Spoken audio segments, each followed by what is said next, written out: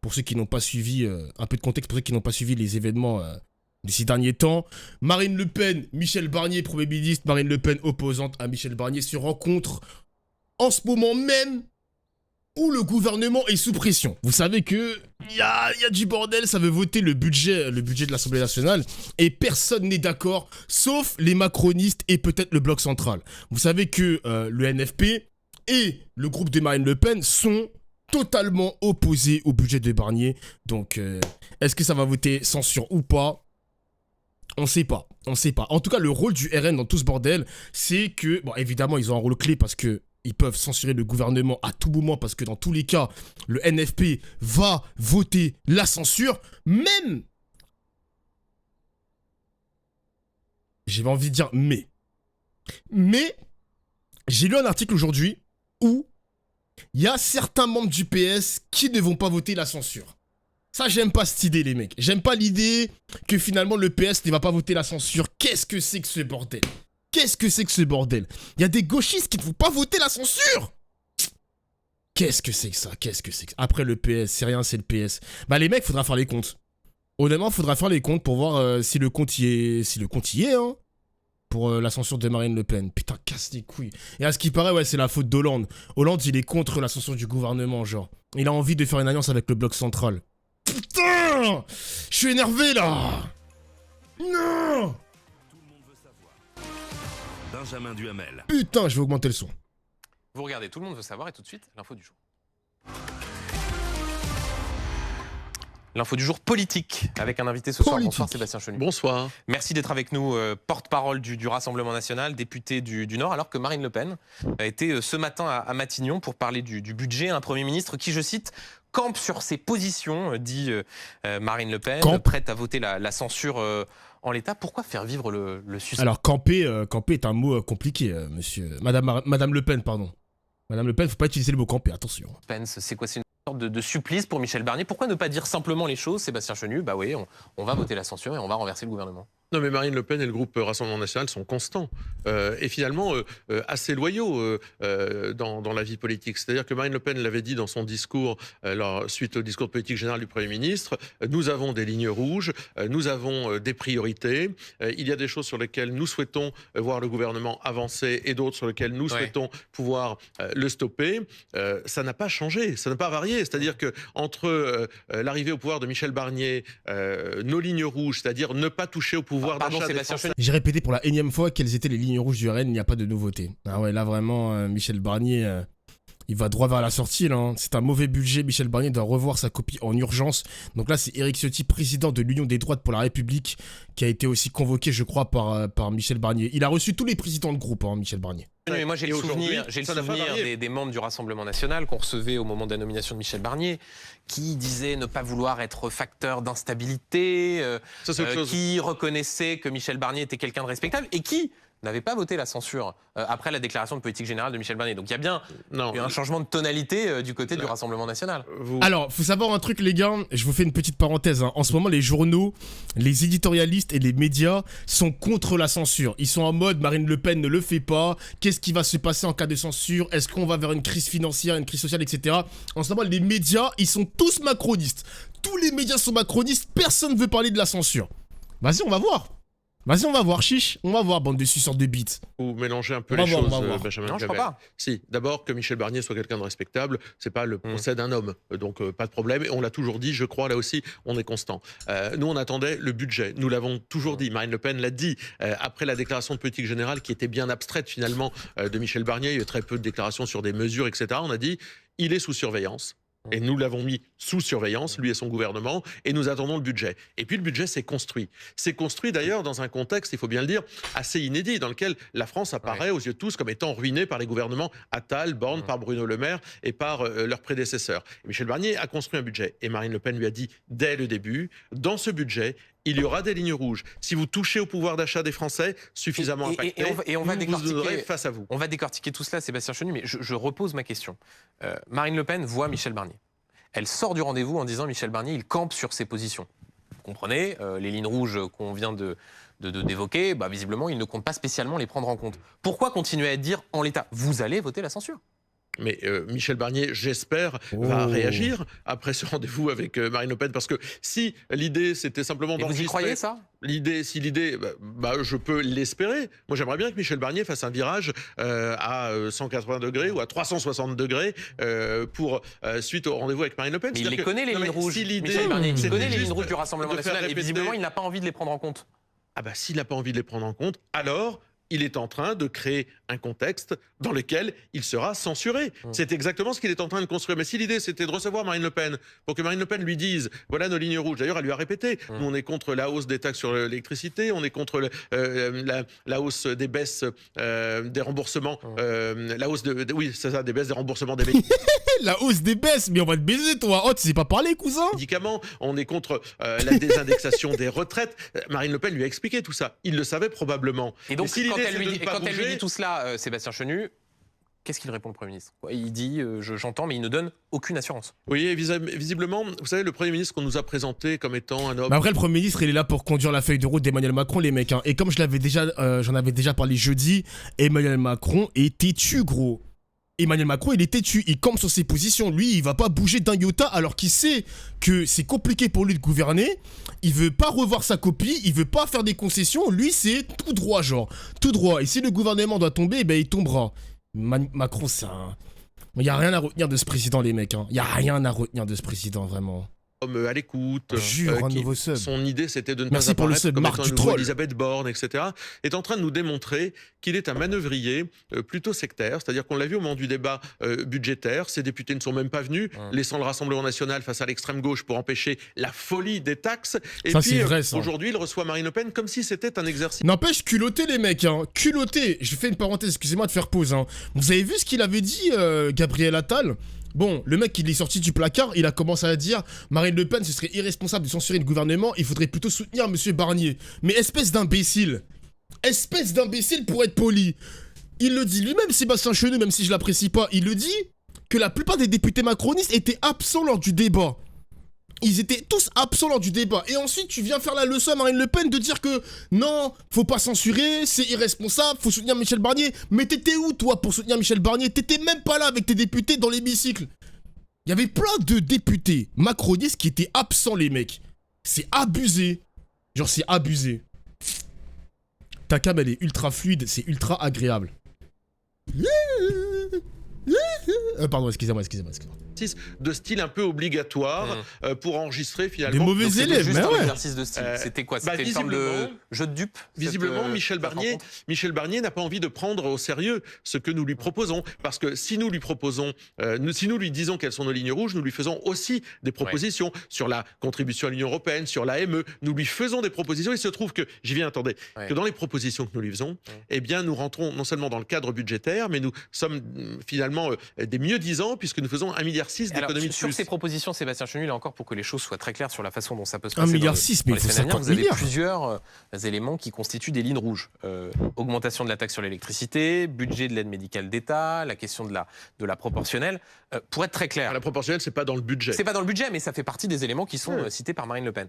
Pour être très clair, pour que vous ne votiez pas la censure, il faudrait que tous ces éléments-là soient mis en œuvre, ou est-ce qu'il suffirait d'un geste, par exemple sur l'électricité, pour que vous... puissiez revoir votre position quant au fait de voter la censure ou pas? Est-ce que c'est un package ou est-ce que c'est seulement une mesure?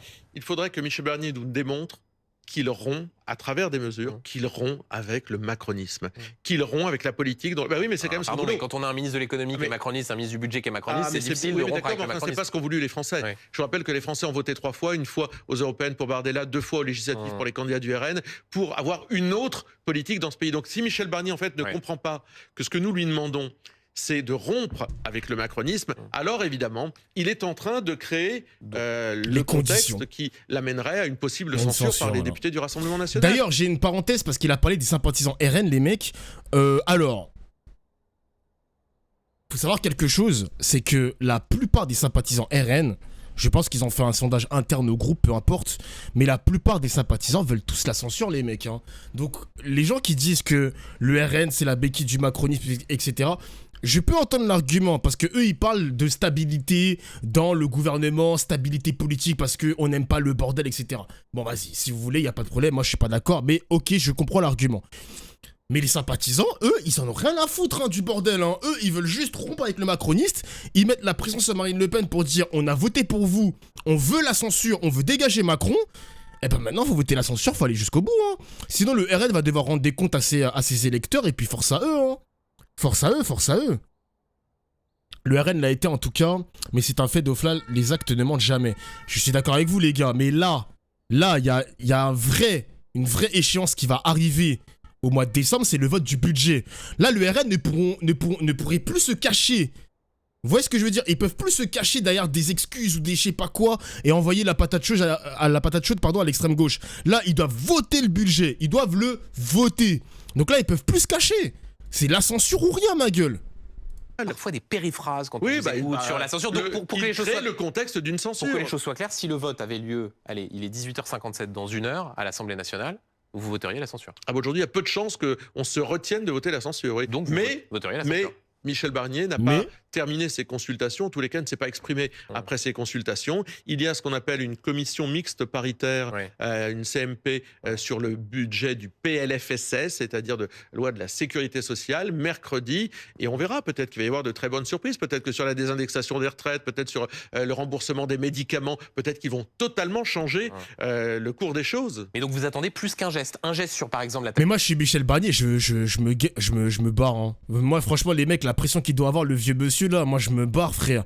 Il n'y a pas de 49.3, il n'y a pas de consultation, il n'y a pas de commission mixte paritaire, je me barre gros. L'accession de l'électricité ne suffirait pas. Non, nous attendons un changement de logique, pas du bricolage, un changement de logique politique. Toujours sur des questions très précises. Il va y avoir tout au long du mois de décembre plusieurs votes. Le premier 49.3 pourrait être dégainé début décembre sur le budget de la sécurité sociale. Qui dit 49.3 dit motion de censure immédiatement déposée par la gauche. Est-ce que vous pourriez renverser le gouvernement dès ce 49.3 et dès cette première motion de censure dès début décembre? Ce budget de la sécurité sociale, le fameux PLFSS, budget de la sécurité sociale, ne nous convient pas. Là-dedans, vous avez, je l'ai dit, la désindexation des retraites, vous avez la baisse du remboursement des médicaments. Évidemment, on ne va pas souscrire à cela. Donc, on peut nous-mêmes déposer une motion de censure, et on est tout à fait capable de le faire, et on peut nous-mêmes voter la motion de censure d'un autre groupe, et nous sommes aussi tout à fait capables de le faire. Nous l'avons déjà fait dans le passé. Non, mais parce que si on considère que c'est un objectif de censurer le gouvernement parce que ça ne correspond pas aux attentes des Français et aux besoins des Français, eh bien nous nous saisissons des instruments qui sont à notre portée. Mais donc c'est important, le gouvernement pourrait tomber, donc, parce que au fond Jean-Luc Mélenchon il disait ça sera entre le 15 et le 22. 18 et le 21, en tout cas entre le 15 et le 21 décembre, le gouvernement pourrait donc tomber dès début décembre à la suite de ce vote sur le projet de loi de finances de la sécurité sociale. Ça fait partie des possibilités offertes par nos textes et par l'organisation de la vie parlementaire. N'empêche, parenthèse les mecs, hein, Marine Le Pen, on avait attrapé sa veste cet après-midi pour lui demander la censure, etc. Évidemment, l'élément de langage du RN, c'est le gouvernement se dirige vers une censure. Ils empruntent le chemin de la censure. Ok, pas de problème. Autre chose, parce qu'elle a aussi pris les devants. S'il y a un gouvernement NFP, ils sont encore majoritaires, enfin pas majoritaires, mais t'as capté parce que les macronistes vont voter aussi la censure de Lucie Castet. Marine Le Pen, elle a dit, s'il y a Lucie Castet première ministre, censure aussi. Les mecs, la fin de l'année va être explosive. Je vous le dis les gars, restez sur mes streams. Restez, ne bougez pas parce que là, ça va être électrique, les gars. Je vous le dis, ça va être électrique. Michel Barnier a vraiment entre ses mains à la fois son sort et le sort du budget de la France. Il ne tient qu'à lui de le faire évoluer. Il ne tient qu'à lui de faire bouger les choses. Nous ne l'avons pas pris en traite. Tous ceux qui expliquent que ce sera le shutdown, pour reprendre ce mot américain, qui veut dire qu'en fait, on va éteindre la lumière, plus personne ne sera payé, on ne remboursera plus rien. Tout ça, c'est fait pour faire peur aux gens. On va y venir dans un instant sur cet argument, mais juste avant, ça veut donc dire que vous vous déciderez début décembre au moment de ce qu'on appelle la commission mixte paritaire. Vous verrez le texte sorti de cette commission mixte paritaire, et là, vous déciderez de voter ou non une motion de censure. J'ouvre une parenthèse qui n'en est pas vraiment une. Conspuer matin, midi et soir la France Insoumise, mais voter sa motion de censure, il n'y a pas de contradiction. Je vous le redis, la motion de censure, c'est un instrument que la Constitution prévoit. Il peut être utilisé par tout le monde. Ça ne nous lie pas à la France Insoumise. On n'a rien de commun avec eux. Et d'ailleurs, s'il y avait un gouvernement qui devait succéder à Michel Barnier et qu'il était de la couleur de la France Insoumise ou du NFP, nous le censurions immédiatement. Voilà, on laisserait jamais. C'est ce que je vous ai dit, les mecs. C'est ce que je vous ai dit. Donc là, ça va être un sacré bordel quand même. Hein. Mais je pense que s'il y a une censure du gouvernement, je pense même que Macron n'oserait même pas nommer Lucie Castet. Je pense qu'il la nommerait, enfin, j'arrive même pas à parler, frère. il ne va pas la nommer. Voilà, je vais y arriver quand même, bordel. Pourquoi pas faire comme chez nous en Suisse et gouverner en multiparti? C'est pas une solution de flan. Alors, gouverner en multiparti, multiparti politique, c'est un peu compliqué en France. Hein. Ça marche. Alors, je connais pas vraiment le système suisse, mais par exemple, dans notre gouvernement actuel, on a un ministre de divers gauche. Le ministre de la Justice, il est de divers gauche. Et ensuite, les autres ministres, ils sont de droite, mais il y a plusieurs sensibilités de droite. Il y a des macronistes, il y a des centristes, il y a des droitards, des bons droitards et des droitards un peu plus modérés. C'est déjà multiparti en soi. Mais je crois que c'est pas comme la Suisse. Mais c'est déjà multiparti. On n'a pas cette culture politique de la coalition. Ouais, on n'a vraiment pas ça. Il a raison, Psycho Quack. Hein. On n'a vraiment pas cette culture-là. Hein. Nommer un gouvernement d'extrême gauche. Mais je le redis, il ne faut pas faire peur aux gens. Il y a dans notre pays les outils nécessaires pour que la vie économique et sociale se poursuive, normalement, que les fonctionnaires soient payés. Mais c'est intéressant, et on exactement, va rentrer dans le détail de cet argument, parce que Marine Le Pen exactement. dit effectivement, non, cohabitation, c'est on peut faire une loi spéciale qui permet de reconduire le budget 2024 sur 2025. Mais vous voyez bien que dans un contexte de tension économique, de menace sur l'emploi industriel, le sujet il n'est pas que légal, réglementaire, c'est aussi le message envoyé. Si vous avez un gouvernement qui tombe, un budget qui est rejeté, le message envoyé aux investisseurs, aux marchés financiers sur lesquels la France se refinance, émet de la dette, ça n'a pas aucune conséquence. Non, mais Benjamin Duhamel, il ne faut pas prendre les Français pour des imbéciles. Le message. Il ne faut pas les prendre pour des imbéciles. Non, mais le message. Je n'ai pas dit que vous les prenez pour des imbéciles. J'ai dit il ne faut pas prendre les Français pour des imbéciles. Le message de l'instabilité envoyé à l'extérieur, c'est celui de la ruine de la France organisée par Bruno Le Maire, Elisabeth Borne, Gabriel Attal et tous les autres. Il est bien supérieur à changer éventuellement de Premier ministre. Ce message-là qui montre que la France. Et donc vous prenez le risque en votant une motion de censure qu'il y ait un décrochage sur les marchés financiers, que les investisseurs se disent on ne va pas investir en France parce qu'il y a... Regardez le journaliste, comment il veut essayer de faire peur, hein. Crise financière, la bourse qui chute, les investisseurs, etc. Regardez comment il veut faire peur pour éviter... c'est trop une dinguerie le journalisme français quand même. Hein. Tellement d'instabilité que c'est pas le bon endroit. Ce budget ne règle rien. On nous dirait que ce budget règle le problème du déficit, nous permet de rentrer dans le cadre du déficit voulu par l'Union européenne. Ce budget règle les problématiques du commerce extérieur, le déficit du commerce extérieur de la France. Mais pas du tout. En fait, ce budget, en plus, ne règle rien. Donc, si vous voulez, non seulement il ne règle rien, en plus, il est injuste. Écoutez, c'est pas ça qui... c'est pas notre éventuelle censure qui agiterait les marchés, c'est plutôt l'État dans lequel ce budget met la France. Un point précis, Sébastien Chenu, est-ce que vous êtes favorable à l'indexation du barème de l'impôt sur le revenu qui est prévu dans le budget actuel ? Écoutez, moi je pense que c'est pas le nœud gordien du problème. Non, mais est-ce que, considérez, il faut expliquer que chaque année, le barème peut être indexé ou pas. S'il n'est pas indexé, ça veut dire que des gens paieront davantage d'impôts sur le revenu, voire rentreront dans l'impôt sur le revenu alors même qu'ils n'y étaient pas assujettis l'année d'avant. Eh bien moi je ne crois pas qu'il faille aller faire les poches des Français. Donc vous êtes favorable à cette indexation ? Bon. Je ne crois pas qu'il faille faire les poches des Français. Si le budget tombe, s'il n'y a pas de budget, si une loi spéciale est votée, loi spéciale que vous avez mis au vœu, ça veut dire que le budget 2024 est reconduit sur l'année 2025 et qu'il n'y a pas d'indexation du barème de l'impôt sur le revenu. Ça veut dire qu'en votant la loi spéciale, vous avez toute une série de Français qui vont soit payer davantage d'impôts sur le revenu puisqu'ils vont passer dans une tranche supérieure, soit rentrer dans l'impôt sur le revenu. Ça, c'est une conséquence concrète si le budget est rejeté et qu'on vote une loi spéciale. En réalité, il y aura un autre budget. Ah bon ? Bien sûr qu'il y aura un autre budget, un autre Premier ministre et un autre budget qui sera bien obligé parce que les textes vous obligent à présenter un budget. Mais avant la fin de l'année ? La France ne restera... D'ailleurs, avant la fin de l'année, les mecs, s'il y a une censure dès le début du mois de décembre, Manuel Bompard, il avait fait un bon thread sur Twitter qui explique que même en cas de censure, ils ont à peu près 30 jours pour voter le budget, même jusqu'au-delà, genre jusqu'à mi-janvier, je crois. Donc, dans tous les cas, ce ne sera pas la panique dans les marchés, ce ne sera pas le bordel comme ils le souhaitent, les macronistes, etc. Enfin, ils le prédisent en tout cas. Mais il y a moyen, en 60 jours, qu'ils peuvent voter le budget. Et d'ailleurs, ils ont déjà un budget fourni, hein, le NFP, il n'y a aucun problème. Hein. Sinon quoi ? Alors je sais pas comment ça fonctionne la France, mais vous savez que chaque année, entre le mois d'octobre et le mois de décembre, ils votent le budget, chaque année. L'année dernière, on a eu le droit à des débats assez houleux. Cette année, la donne, elle a changé parce qu'il y a eu la dissolution. Donc là, le gouvernement, il est à 2 doigts de tomber parce que l'Assemblée est en 3 blocs. Je sais pas. On aura le temps de voter un budget, vous inquiétez pas les mecs, hein. On s'en suit et ensuite on va voir. Tu n'auras pas indéfiniment son budget. Donc nous serons pendant un mois sur le budget qui a été calculé à celui de l'année dernière, et ensuite un autre budget viendra. Faut pas voilà, c'est ce qu'il essayer explique. d'affoler les gens. Vous savez cette situation, on l'a connue. Il parle comme Manuel Bompard, un peu quoi. Par exemple, quand le ministère des Armées qui prévoit une augmentation de, je crois, 3 milliards d'euros, bah, ça veut dire que... Le budget, c'est fait sur une année, c'est pas fait sur un mois. Ouais. Vous savez, cette situation, on l'a eu en 1980. Et donc ça veut dire que vous laisserez passer le budget qui sera éventuellement présenté et soumis aux parlementaires dans les semaines qui suivront. On verra. Parce que si vous censurez celui-là, pourquoi ne pas censurer celui d'après? Ce sera un autre budget. On imagine qu'évidemment, ce sera un autre budget. Mais on a déjà eu ça en 1980. Et la France n'a pas été en cessation de paiement. Donc, je veux dire, ces arguments-là qui visent tout simplement à affoler pour dire attention, Marine Le Pen risque de semer le chaos, ce sont des arguments qui ne sont pas honnêtes intellectuellement. Franchement, les députés France Insoumise ont une communication incroyable pour rendre la politique accessible à tous. Ils prennent toujours le temps d'expliquer. Même en groupe militant, on a plein d'informations gratuites par le national. Ah ouais, Elena, je savais pas ça.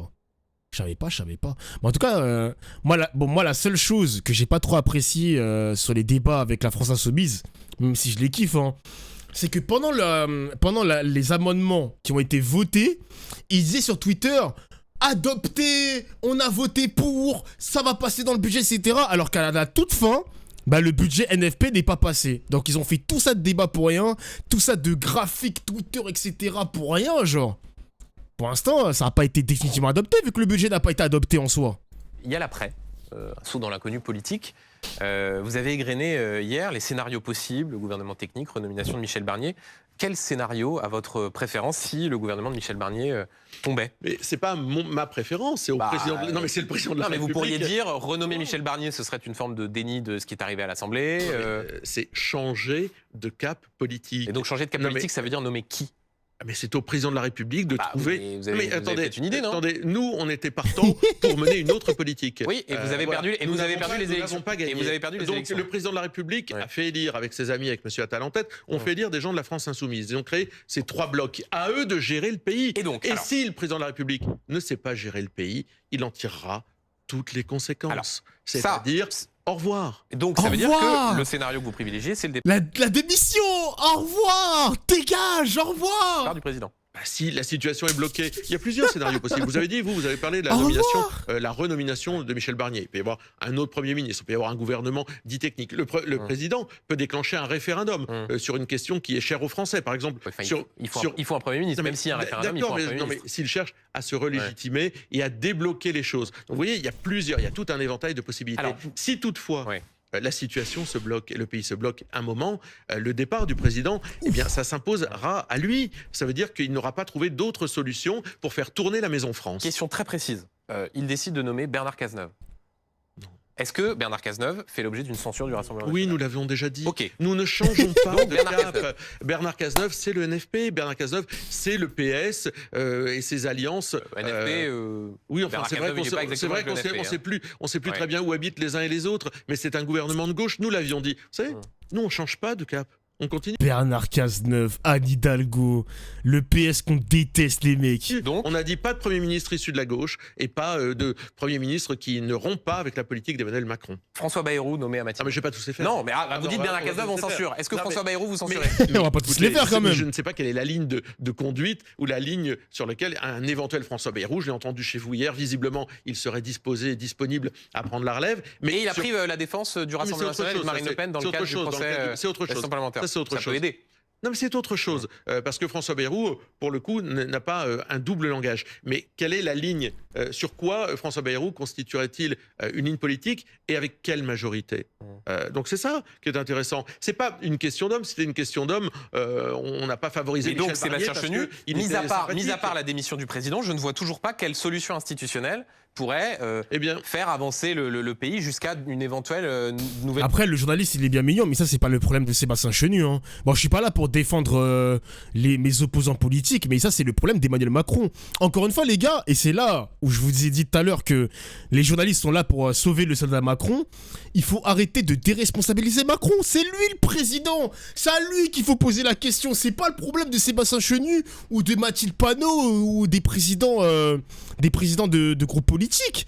C'est à Emmanuel Macron qu'il faut poser la question, ma gueule. Eh oui, il est en train de se cacher, Macron, là. Il a fait le malin avec les Haïtiens à dire les Haïtiens sont cons parce que ils ont viré le Premier ministre qui était génial. Le mec se permet de donner des leçons alors qu'il est ultra minoritaire dans son propre pays, gros. Ah là là, ce Macron est fou quand même. Hein. Nouvelle dissolution et des élections. Il est fou, mais hein. vous n'avez pas tort, le président est l'artisan du chaos dans notre pays. Un chaos économique, un chaos social, un chaos fiscal, un chaos sécuritaire. Et évidemment, aujourd'hui, il arrive au bout du chemin. C'est-à-dire qu'à force de ne pas vouloir entendre ce que les Français lui demandent et organiser le pouvoir autour du souhait des Français, à force de vouloir contourner le souhait des Français, car c'est bien cela dont il s'agit. Il a toujours voulu contourner le souhait des Français. Le voilà dans une situation difficile, et nous avec, et les Français avec. Nous, ce qui nous intéresse, c'est l'intérêt des Français. Quelques sujets d'actualité à voir avec vous, Sébastien Chenu. D'abord, ce qui va se jouer jeudi à l'Assemblée nationale. La France Insoumise qui va proposer à l'occasion de sa niche parlementaire l'abrogation de la réforme des retraites, celle d'Elisabeth Borne, mais aussi celle de Marisol Touraine, qui allongeait la durée de cotisation, c'était sous le quinquennat de François Hollande. Vous allez voter le texte de la France Insoumise. Ça veut dire qu'au fond, ceux qui expliquent que vous avez la même politique économique que la gauche radicale, ils n'ont pas tort en fait. Non, pas du tout, parce que l'abrogation de la réforme des retraites, c'était dans notre programme. Y compris d'ailleurs dans notre texte de niche aussi, il y avait celle de la loi Touraine, c'est-à-dire l'âge et le nombre d'annuités. Donc vous êtes aligné là-dessus avec la France Insoumise. Mais on ne cherche pas à être aligné ou pas, c'était dans notre programme. À partir du moment où c'est dans notre programme, on cherche, nous, à appliquer les propositions qu'on fait aux Français pour lesquels ils nous font confiance.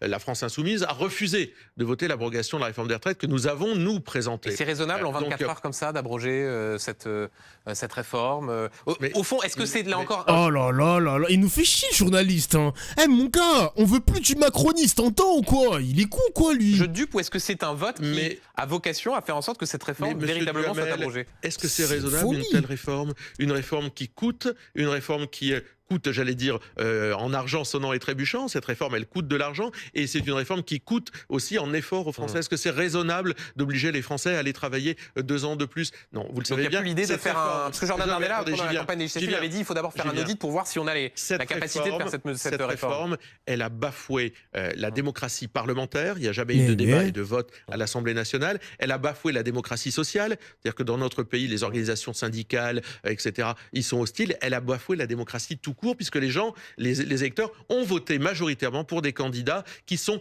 hostiles à cette réforme des retraites et qui souhaitent l'abolir. Donc la réforme des retraites, elle doit être abolie. S'il y a de l'obstruction du côté de ce qu'on appelle le bloc central, visiblement hier soir, François Bayrou, à votre place, disait que c'était assez légitime d'empêcher qu'il y ait un vote en déposant des amendements. Mais en tout cas, ils feront ce qu'ils voudront, nos adversaires politiques. Mais je pense que c'est une erreur de... Ah, je vois de quoi il parle. Ça a été tweeté par David Guiraud aujourd'hui. Les macronistes, ils ont déposé plein d'amendements, les mecs, de l'obstruction, ils appellent ça comme ça. De l'obstruction pour empêcher un vote, un débat, peu importe.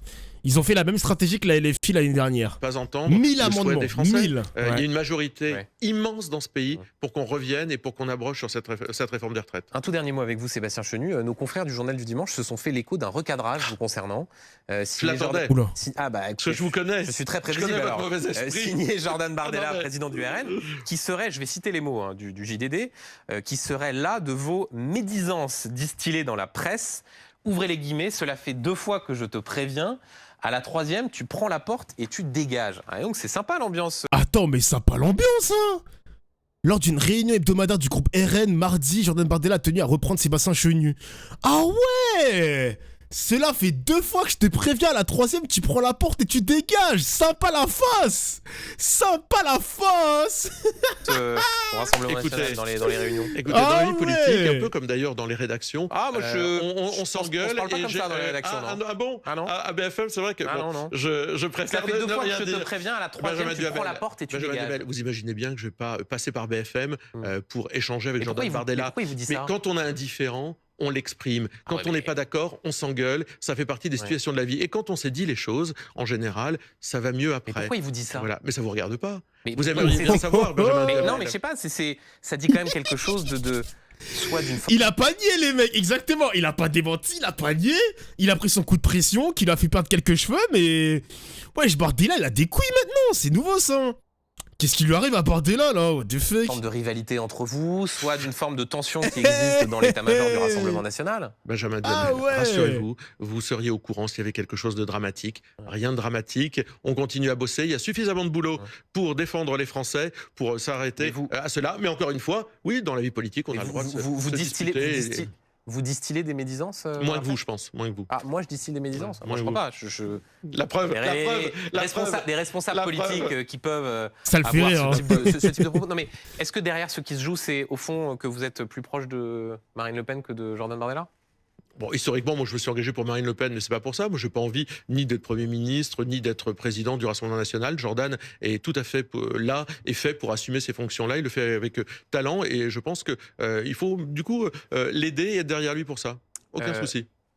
Pourquoi ne pas répondre, c'est la dernière question, je rajoute encore une question. Pourquoi ne jamais répondre à la question qui suit, qui est posée par les journalistes Jordan Bardella sera candidat à l'élection présidentielle si Marine Le Pen est empêchée. On a le sentiment qu'il y a une forme de tétanie des membres du Rassemblement national à l'idée de répondre à cette question, comme si c'était un signe de déloyauté. Mais non, mais vous voyez votre mauvais esprit. En fait, vous cherchez à enfoncer des coins entre les uns et les autres. Il s'est frotté Marine les Le Pen mains. sera notre candidate en 2027 parce qu'évidemment, justice va lui être rendue parce que cette semaine, plaidoirie de ses avocats et on va voir la réalité de ce qui lui est reproché est totalement éloignée des faits réels. Donc Marine Le Pen sera notre candidate en 2027. Jordan Bardella, j'espère, sera à Matignon et j'espère que les Français nous donneront une majorité pour redresser le pays. Il y en a besoin. Merci Sébastien Chenu d'avoir été l'invité de Tout le monde veut savoir et de répondre ou pas à ces questions sans aucun mauvais esprit. Tout de suite, l'autre invité du jour. Ok.